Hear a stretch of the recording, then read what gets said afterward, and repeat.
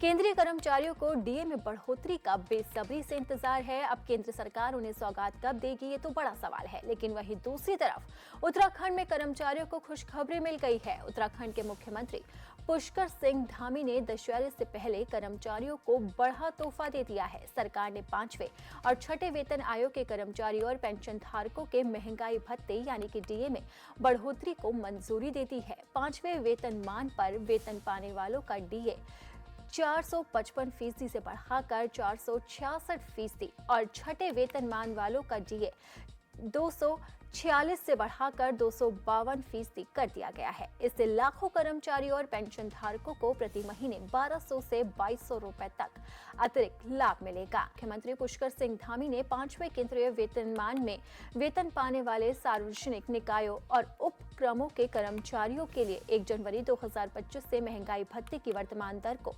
455% से बढ़ाकर 466% करने और 6ठे केंद्रीय वेतनमान में वेतन पाने वाले सार्वजनिक निकायों और उपक्रमों के कर्मचारियों के लिए 1 जनवरी 2025 से महंगाई भत्ते की वर्तमान दर को 246% से बढ़ाकर 252% करने को मंजूरी दी थी। डीए महंगाई भत्ता कर्मचारियों और पेंशन धारकों को महंगाई की दर से राहत देने के लिए दिया जाता है।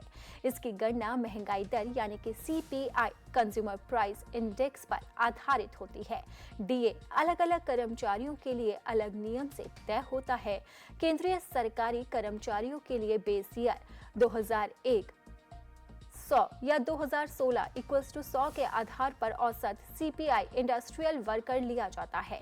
राज्यों में डीओ की गणना केंद्र सरकार की घोषणा पर आधारित होती है। ज्यादातर राज्य यानी कि यूपी, MP, राजस्थान, बिहार, झारखंड, उड़ीसा, केरल, इन सभी राज्यों में केंद्र सरकार की ही डीए दरें लागू होती है। लेकिन कुछ हफ्तों या फिर महीनों की देरी से इसकी मंजूरी दी जाती है। कुछ राज्य तमिलनाडु, कर्नाटक, पश्चिम बंगाल केंद्र सरकार की दर को आधार बनाकर अपने हिसाब से डीए तय करते हैं, लेकिन प्रतिशत आमतौर पर वही रहता है। डीए का भुगतान राज्य कर्मचारियों और राज्य पेंशनर्स को भी बेसिक सैलरी और पेंशन पर प्रतिशत के रूप में दिया जाता है। मान लीजिए कि केंद्र सरकार ने 50% घोषित डीए घोषित किया है, तो जिन राज्यों ने इसे स्वीकार किया है वो अपने कर्मचारियों की बेसिक सैलरी का 50% डीए देंगे। अगर किसी कर्मचारी का बेसिक पे 30,000 रुपए है तो 15,000 रुपए डीए के तौर पर उसे मिलेंगे और ये केंद्रीय कर्मचारियों के लिए बड़ी खुशखबरी होती है। लेकिन अब उत्तराखंड सरकार ने अपने कर्मचारियों को बड़ी राहत दी है।